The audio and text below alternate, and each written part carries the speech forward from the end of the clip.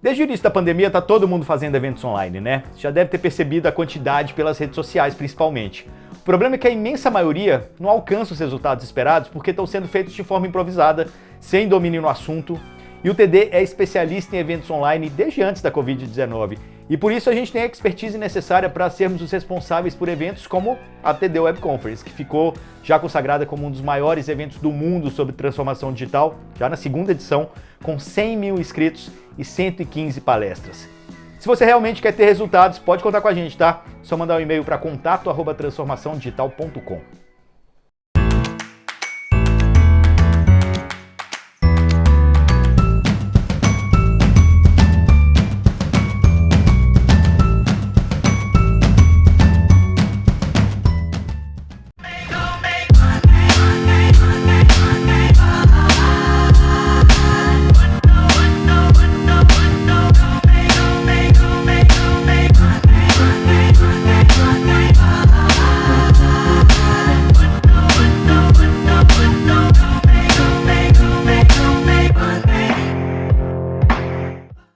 E aí pessoal, bem-vindos a mais um conteúdo da TD Web Conference. Eu sou Igor Lopes, criador do evento, vou estar aqui com vocês nessas conversas todas com esses personagens incríveis que a gente está trazendo para o evento.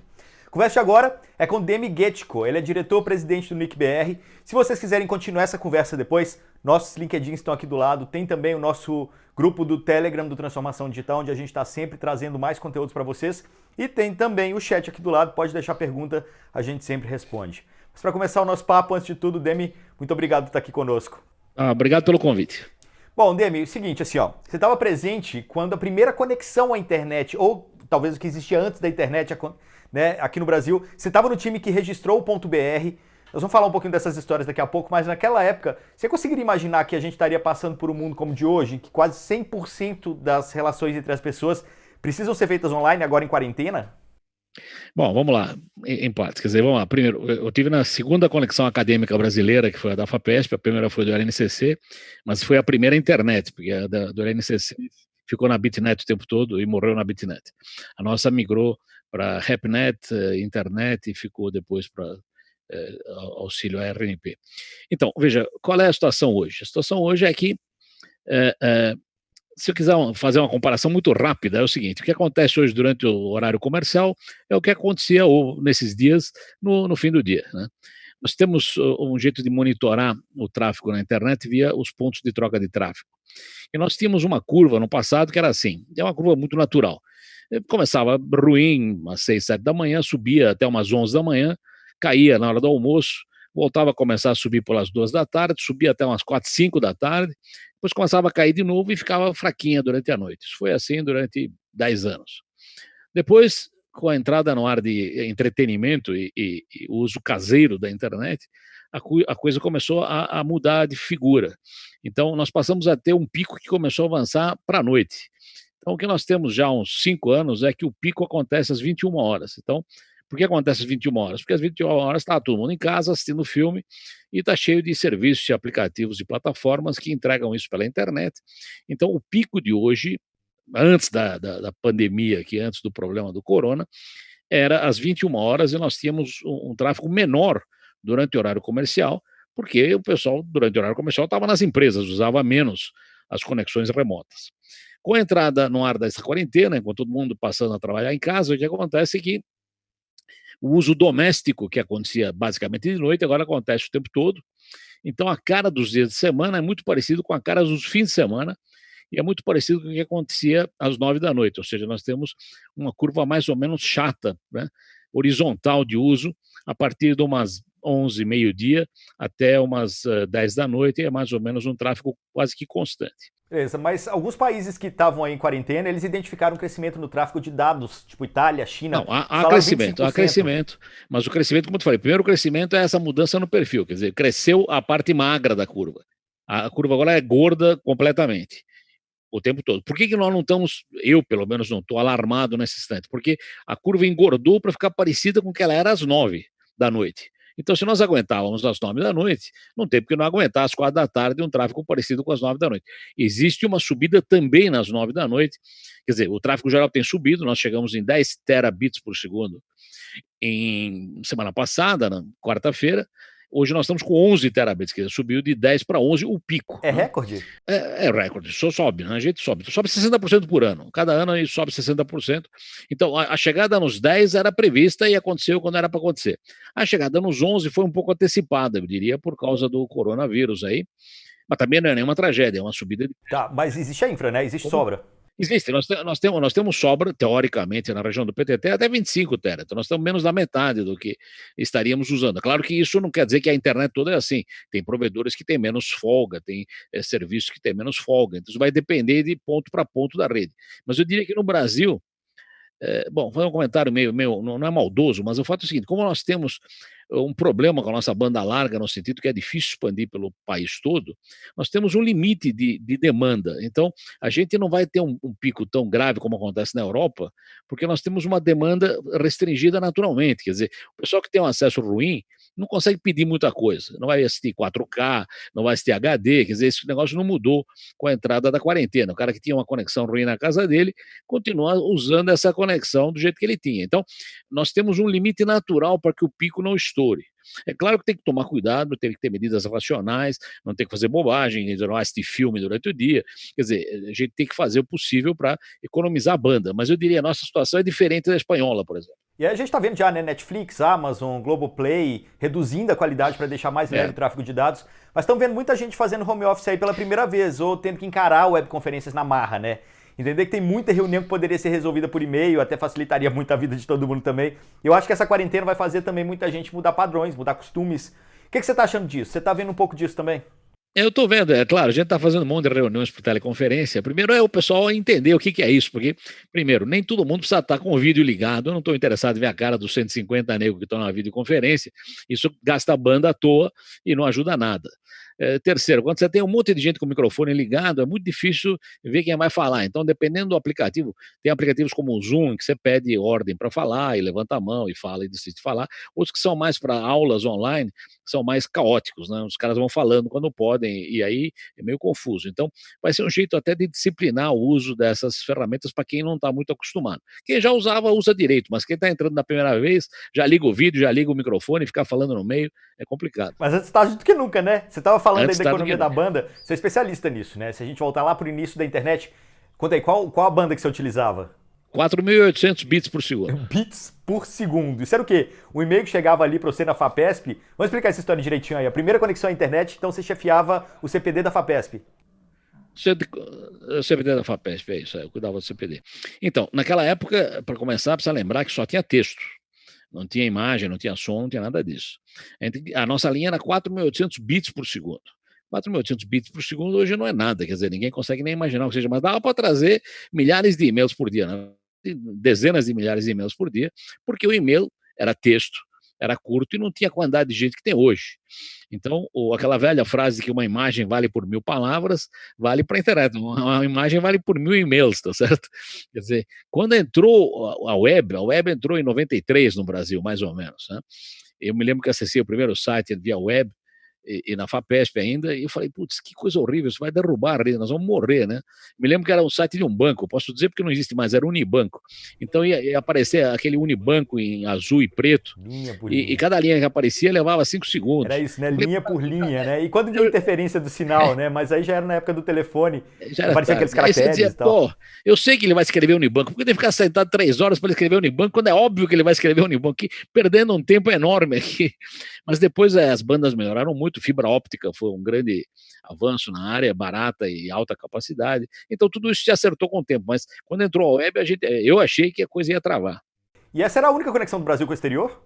Não, na época havia 3 conexões. Havia da FAPESP, que evoluiu para a internet, havia do LNCC, que nasceu Bitnet até antes da FAPESP, um mês antes, mas ficou até o fim da vida na Bitnet, e depois, uns 3 anos depois, apareceu da UFRJ, que nasceu na internet também. Eu posso dizer que quando a gente fez, por exemplo, a Eco 92 no Rio, tivemos acesso à internet via linha da FAPESP. A gente conseguiu ligar a FAPESP e o Rio e deu acesso à internet pela linha da FAPESP. A RNP, quando começou, também se baseava na parte internet na linha da FAPESP, na parte Bitnet, meio FAPESP, meio LNCC, e depois a coisa foi se expandindo, a RNP arrumou suas próprias linhas e acabou andando por conta. Mas no começo estava tudo bastante interligado aí. E qual era o clima naquela época, assim? O que passava na cabeça de vocês? O que vocês imaginavam fazer naquela época? Ah, um detalhe também que é engraçado é que os e-mails chegavam por disquete para você, né? Como é que era isso? Não, não, nós fomos muito criativos na época. O Gomide, que faleceu ano passado, ele tinha criado N formas de mandar e-mail para os caras que não tinham forma de acesso. Quer dizer, os mais ligados vinham por linha ou por rádio até nós, mas você podia mandar por X25 e você podia mandar um negócio que chamava canal manual, que você escrevia todos os seus e-mails, escrevendo o From e o To num disquete, e mandava para nós o disquete com aquele monte de e-mails, nós baixávamos, despachávamos para os destinatários, quando voltava a resposta, a gente montava um disquete de volta e devolvia para o sujeito. Era tipo Era agência um de jeito correios digital, né? o cara não tinha nenhuma outra forma de fazer conexão, ele não tinha nem X25, nem linha dedicada, nem rádio, então a gente se virava. Esse foi o canal manual, canal M. Mas qual era o clima naquela época, assim? O que te perguntei, né? O que passava na cabeça de vocês? Como vocês imaginavam que isso ia se desenvolver? Bom, na época a gente tinha uma visão de que isso era um serviço para a comunidade acadêmica. A FAPESP é uma fundação de amparo à pesquisa, etc. e tal, e nós estávamos lá fazendo um serviço para a comunidade. Nós não estávamos pesquisando nada, nós estávamos fazendo uma atividade de serviço para dar estrutura para os que realmente pesquisavam. Então a gente achava que era de fato uma grande ajuda. Os físicos queriam isso desesperadamente, porque tinham os colegas que estavam no Fermi, onde a gente estava ligado, e queriam trocar dados. Quer dizer, esse pessoal que tinha experimentos conjuntos e tinha trabalhado no exterior e voltava, perdia contato se não tivesse uma conexão. Então, por isso nós batalhamos para ter a conexão lá e viabilizar o trabalho desse pessoal com os orientadores, com os colegas de pesquisa e tudo mais. Depois, o pessoal das humanidades também rapidamente teve interesse nisso. E aí, uma alavancada importante foi a Eco 92 e o terceiro setor, porque esse pessoal usava o UCP, que era uma outra tecnologia bastante simples, o Unix, né? Unix, e os ativistas tinham muita vantagem em poder trocar e-mail rápido, etc. E tal. Então, a primeira área da sociedade, depois da academia, que teve acesso à rede foi o terceiro setor. O pessoal da área privada estava dormindo ainda, não estava muito atento. Aí vieram as BBS, que já existiam, bulletin boards, eram BBS, eram centros restritos, né, ilhas, né, de conexão entre os usuários de um determinado assunto. E aí, quando eles se ligaram à internet, aquele pessoal vazou para a internet, e aí, de fato, houve um extravasamento geral. Isso foi em 94, 95. Aliás, quem quiser saber mais sobre BBS, a gente conversou também com o Mandic, que foi um dos grandes nomes dessa época, né? Claro que a história com ele foi longe também. Ele, o PCB, o Paulo César Bren, que tinha feito o canal VIP, tinha um monte de gente. O Mandic é muito interessante na área, deve ser comentado, sim. E quando entrou pessoas físicas em empresa, como foi esse momento? Então, pessoas físicas, como eu falei, primeiro entraram via terceiro setor e BBS, e daí apareceu no Brasil rapidamente a iniciativa de que BBS podia virar provedor, né? Isso no final de 94, a gente tinha convencido o pessoal da Embratel, né, o pessoal do Telebrás, na época era tudo estatal, que eles ficariam esperando a vida inteira em cima do ISO OSI, e o ISO OSI não ia disparar, estavam em cima de X400, X25, essas coisas todas. E aí a Embratel fez um movimento importante no Rio, com a ajuda da RNP no Rio, né, e, digamos, o apoio do Carlos Afonso, do Tadal, esse pessoal todo, e a RNP, a Embratel lançou uma chamada no final de 94, eu tenho até a cópia do papel no jornal, dizendo que quem quiser se ligar à internet, a Embratel vai fazer um cadastramento e vão discar para um determinado número via REMPAC, e daí acessarão a Embratel. Então, a Embratel daria a internet. Aí nos pareceu uma boa ideia, mas pensamos um pouco aí, Tadal, Ivan, e falaram, não, essa ideia está furada, né? Isso não vai dar nada, porque vai gerar, na verdade, um ponto de gargalo na Embratel do Rio. Quer dizer, para você usar a internet, você tem que estar na Embratel do Rio. Então, foi feita uma segunda embaixada em cima do Sérgio Mota, que era o ministro das Comunicações, dizendo, ó, foi ótimo isso, mas por aí não vai. Tem que impedir a Embratel de fazer isso, ela tem que ser o atacadista da internet para as teles. Aí as teles serão o semi-atacadista para os provedores, e os provedores darão acesso aos usuários. Não é nem a Embratel nem as teles que devem dar acesso aos usuários, mas sim os provedores. E aí o Sérgio Mota fez uma portaria proibindo a Embratel e as teles de dar acesso ao usuário, mas fazendo a Embratel carregar a internet para os provedores e os provedores para os usuários. Com isso saiu uma cadeia de valor e de serviço muito interessante. E aí os provedores passaram a nadar de braçada, porque eles eram o acesso dos usuários para a internet, surgiu um monte deles, e no Brasil ainda tivemos um fator mais interessante, que grandes empresas de mídia, né, a Abril inicialmente, depois o UOL, a Globo, o Estadão, viraram provedores. Então, ao mesmo tempo que você dava acesso ao usuário, você dava conteúdo para ele. Então, uma coisa que a gente achava que ia ser muito difícil, porque a internet era toda em inglês na nossa época inicial, com a entrada dos provedores brasileiros que eram ligados empresas de meios, né, de mídia, de informação, o pessoal que acessava já ganhava conteúdo em português e isso ajudou muito a expansão. Né? A própria IG do Mandic também, né? Internet gratuita. Também veio Sim. conteúdo. Então, o IG foi criado por volta de 2000, mas em 99, 2000, exatamente, usando um modelo aí de financiamento a partir de chamada telefônica. Uma outra história, mas tudo bem. Então, mas vamos voltar um pouquinho aí na timeline, né? Quando a gente falava de mandar e-mails pro BBS, ou mesmo na época que só a FAPESP e as universidades estavam ligadas, o e-mail dava uma volta gigante no mundo para poder chegar e às vezes até demorava muito tempo para que isso acontecesse também, porque a internet ainda não estava tão interligada assim ainda, né? Então, veja, antes da internet a gente usou bastante a Bitnet. A Bitnet tinha uma tabela de roteamento estático. Então, a gente fazia essa tabela de roteamento da região sul-americana na FAPESP. O Gomiri fazia isso uma vez por mês. Então, por exemplo, a linha do LNCC terminava na Universidade de Maryland, nos Estados Unidos, e não tinha uma conexão decente e razoável com a gente. Então, o pessoal, por exemplo, da Faculdade de Santa Maria, Universidade de Santa Maria, no Rio Grande do Sul, estava ligado ao Rio. Então, digamos que alguém da Universidade de Santa Maria queria mandar um e-mail para a Federal do Rio Grande do Sul, em Porto Alegre. Então, saía de Santa Maria para o Rio, aí do Rio ia para Maryland, Maryland atravessava os Estados Unidos para ir para o Fermi, aí do Fermi descia para a FAPESP, e da FAPESP ia para Porto Alegre, porque Porto Alegre estava ligado na FAPESP. Então, da RNP fazer um serviço de, digamos, de racionalização disso, cada universidade se ligava de algum jeito. Né? Como falei, Porto Alegre decidiu se ligar a gente na FAPESP, Santa Maria se ligou ao Rio. Então, ficaram duas bacias, uma bacia centrada no Rio, uma centrada na FAPESP, com uma conexão ruim entre elas. Isso começou a melhorar em 92, com a Eco 92, porque por que alguém ia pagar essa conexão? O interesse era o exterior. Quer dizer, o pessoal do Porto Alegre queria ir para o exterior, o pessoal de Santa Maria também queria ir para o exterior, mas às vezes eles queriam conversar entre si. Então, esse canal só ficou mais racional e teve mais engenharia no processo quando a Rede Nacional de Pesquisa, a RNP, criou um backbone nacional, né, ligando os pontos de presença. Então, Santa Maria ia se ligar em Porto Alegre, onde já estava a Federal do Porto Alegre, e aí teria uma linha dali até São Paulo, até o Rio, e a coisa ia ficar. Foi o backbone da RNP, que foi criado por aí. Né? Tá. E para que os provedores funcionassem, era preciso ter o .br provedores. Antes, né? Você foi um dos caras que estava lá junto pedindo o .br. Então, o .br veio, a gente pediu o .br até antes da internet. A internet começa a funcionar no Brasil em 91, e o .br foi pedido em abril de 89. 18 de abril de 89 ganhamos o .br. Por que a gente pediu o .br? Foi uma sugestão que nos deram. Falaram, olha, vocês vão ter um monte de máquina aí. As máquinas brasileiras, a gente começou a chamar como BR alguma coisa na linha Bitnet. A Bitnet tem um nome só para cada máquina, não tem nome e sobrenome. Então, a nossa era BR FAPESP, tinha a BRUSP, tinha a BRUC, que é da Unicamp, BR alguma coisa, só para na tabela aparecer todo mundo junto, porque é ordem alfabética. Isso certamente não era viável. Você não podia ter uma tabela com milhões de máquinas, cada um escolher um nome diferente.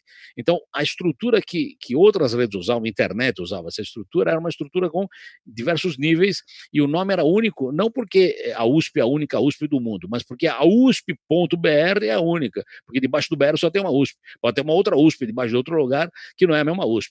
Então, nós pedimos o BR prevendo o uso, sem ter internet ainda, e daí passamos a usar o BR como sobrenome brasileiro. Foi bem sucedido, né? No começo tudo isso era registro gratuito, tanto os nomes brasileiros quanto o CON, NetOrg eram todos gratuitos, porque esse negócio era pago pelas instituições que apoiavam pesquisa.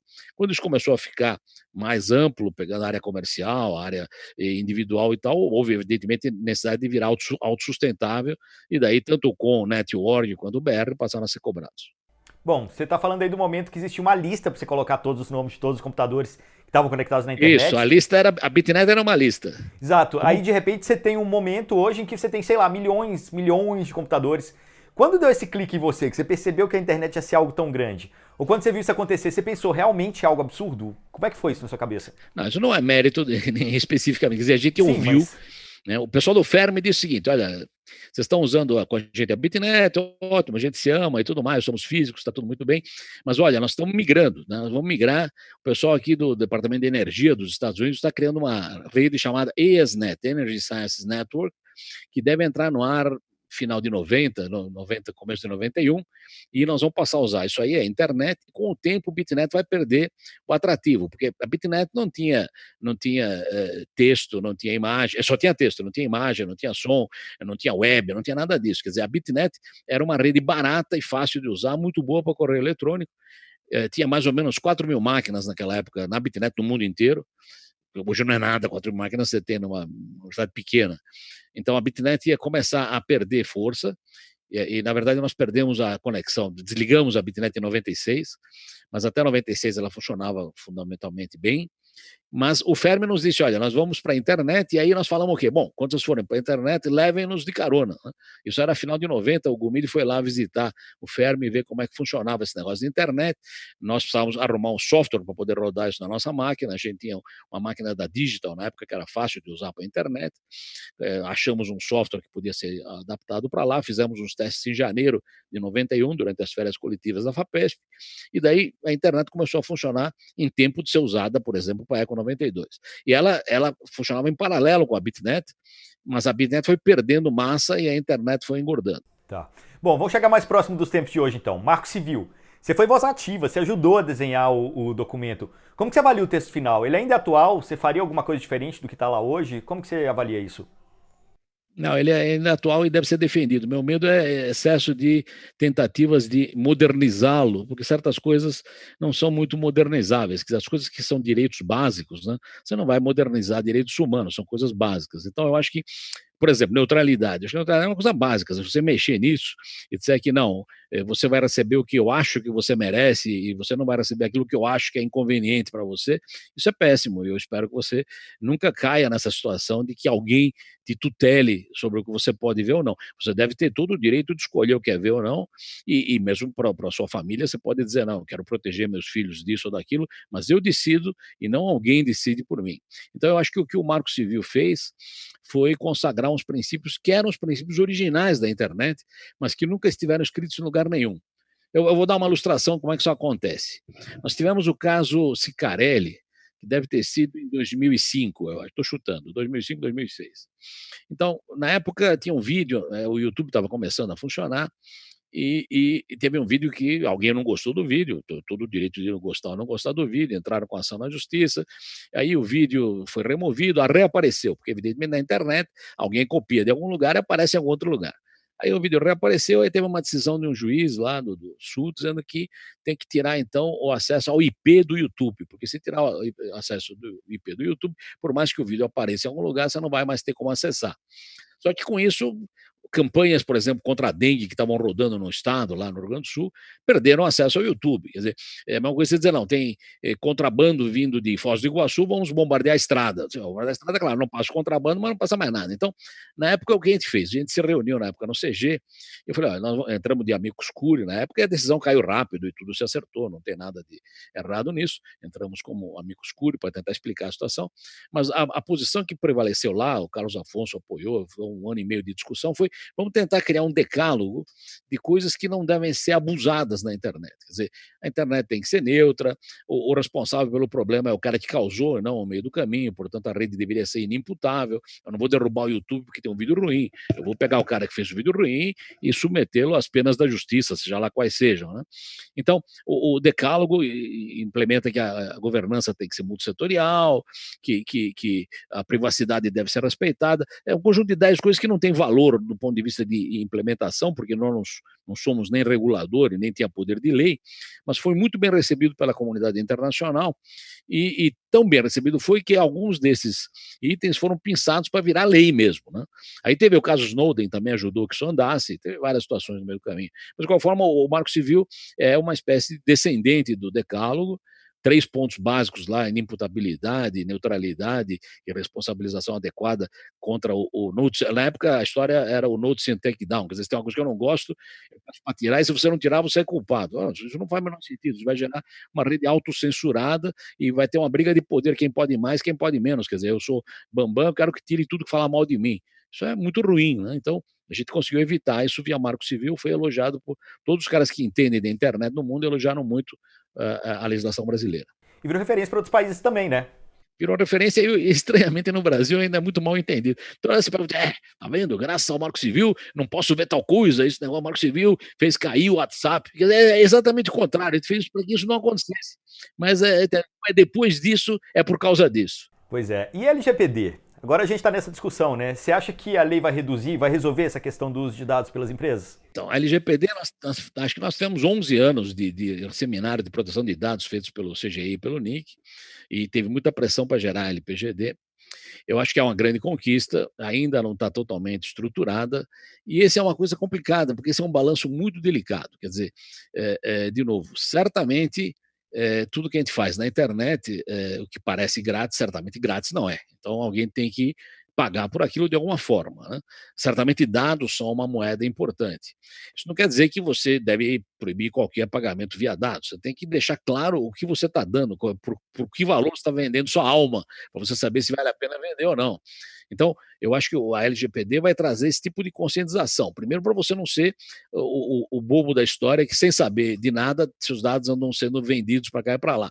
Certamente, dados não tem como você impedir que sejam parte do processo. Se você está na rua e quer saber qual é o melhor caminho, se o aplicativo não souber onde você está, não tem como saber qual é o melhor caminho. Então, certas coisas são intrínsecas, que você vai ter que dar seu dado para ter a resposta a respeito. Agora, o fato dele saber onde você está para te dar um caminho, não dá a ele o direito de repassar essa informação para um vendedor qualquer vir te vender qualquer coisa enquanto está parado lá.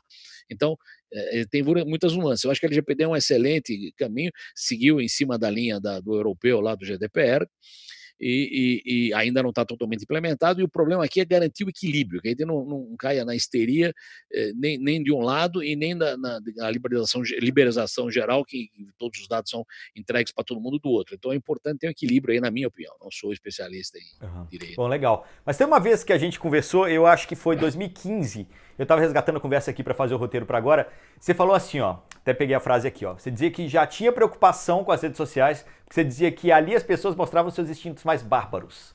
Mas você achava que isso ia diminuir com o tempo, né? O que você acha da evolução da internet e das redes sociais? Se você tivesse poder, você faria alguma coisa diferente? Então, veja, um comentário. Em primeiro lugar, isso não é internet, isso é uma construção sobre a internet. Redes Não, sociais. redes sociais é uma construção sobre a internet. Podia ter e podia não ter, né? Você pode pegar a eletricidade e criar uma cadeira elétrica e eletrocutar pessoas. Você pode pegar a eletricidade e criar um ventilador. Então, a internet é a base em cima da qual se constroem coisas boas e coisas ruins.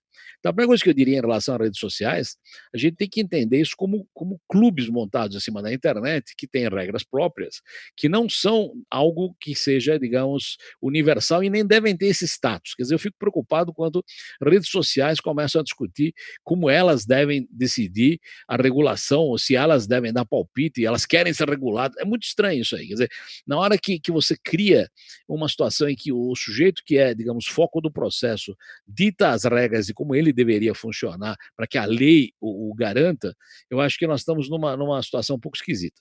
O que acontece nessa área de redes sociais, sem parafrasear a frase já esgotada do Humberto Eco, que deu voz a todo mundo, a internet deu voz a pessoas, digamos, sem muito preparo, mas o fato é que você deu uma ferramenta a pessoas que não têm habilidade e não têm, digamos, maturidade para mexer com ela, mas vão ganhar isso no correr do tempo. A gente é otimista no sentido que a gente deu uma ferramenta superdimensionada para pessoas que ainda não estavam habituadas e não estavam aculturadas a ela. Então, é normal o cara falar uma bobagem, depois dizer que se arrependeu, e aí lentamente a situação vai se autocontrolando ao ter punição para quem fala mentira ou para quem eventualmente calunia. Quer dizer, a rede vai tentar, de alguma forma, se aculturar. Quer dizer, aquela velha história de que tudo que você fala, ninguém sabe quem é você, está já provado há muito tempo que não é verdade.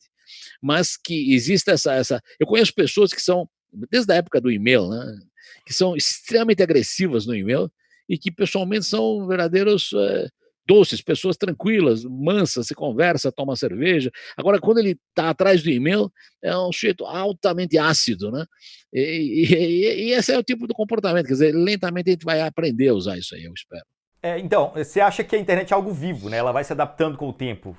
Não teria que fazer nada diferente. Não, porque você é uma ferramenta nova. Quer dizer, você tem uma.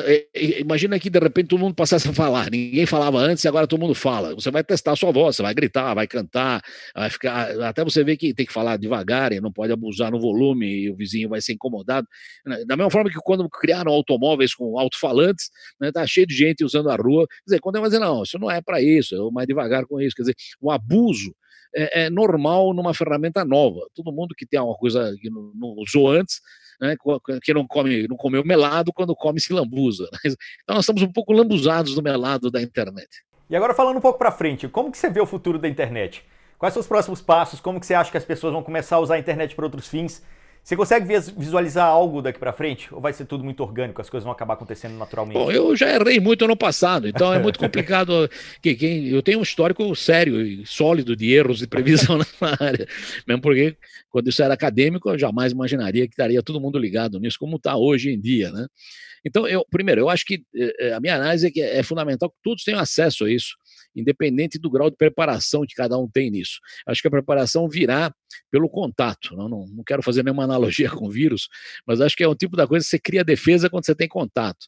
Quer dizer, eu prefiro o pessoal ter contato com a internet e receber eventualmente ataques e ter vírus instalados no micro e falar bobagem e ter problemas com isso, do que estar isolado do mundo. Quer dizer, nós temos que encarar o fato de que a comunicação hoje é outra e deve fazer parte do cardápio de todos nós. Eu imagino, espero, né, que com o tempo, à medida que as pessoas vão ficando... Vou te dar um exemplo que é estranho, mas é promissor.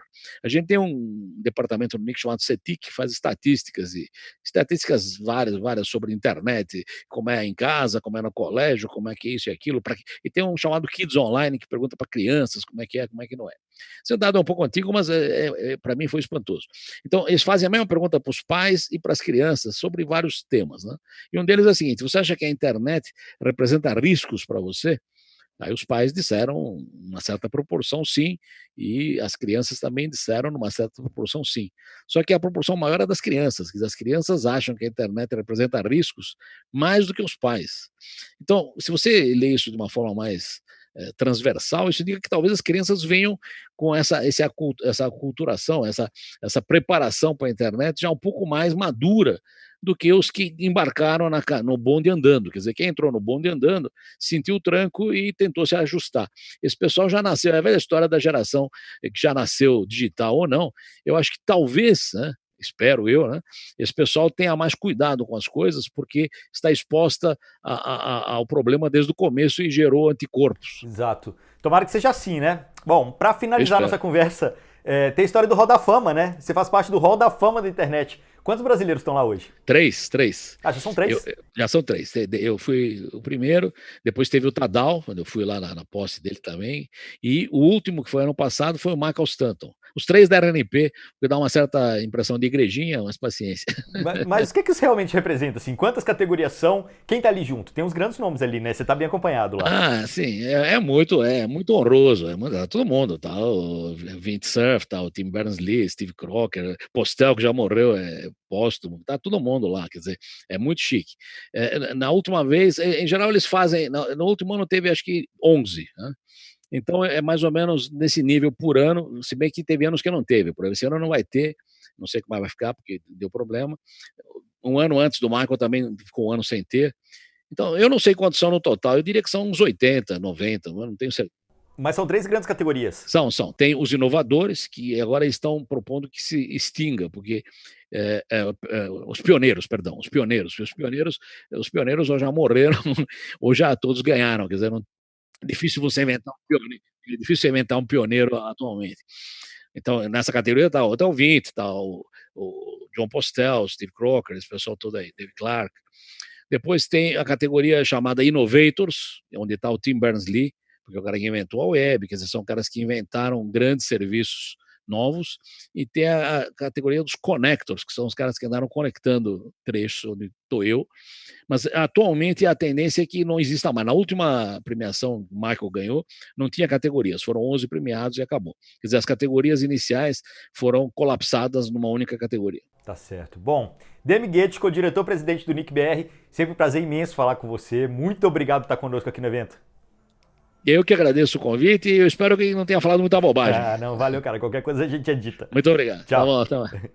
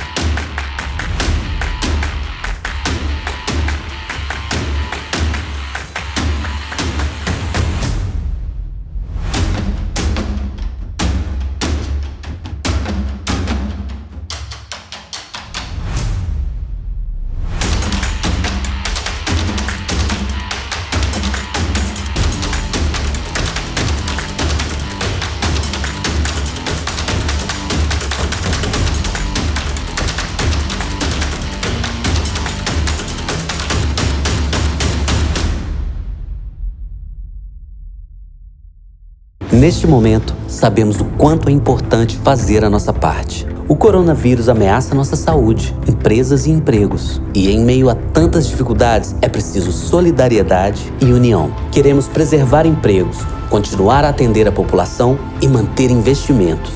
Porém, gostaríamos de fazer mais. Para isso, precisamos do apoio de todos, especialmente daqueles com poder para tomar decisões. CNC, federações, SESC, SENAC. Trabalho a favor do Brasil.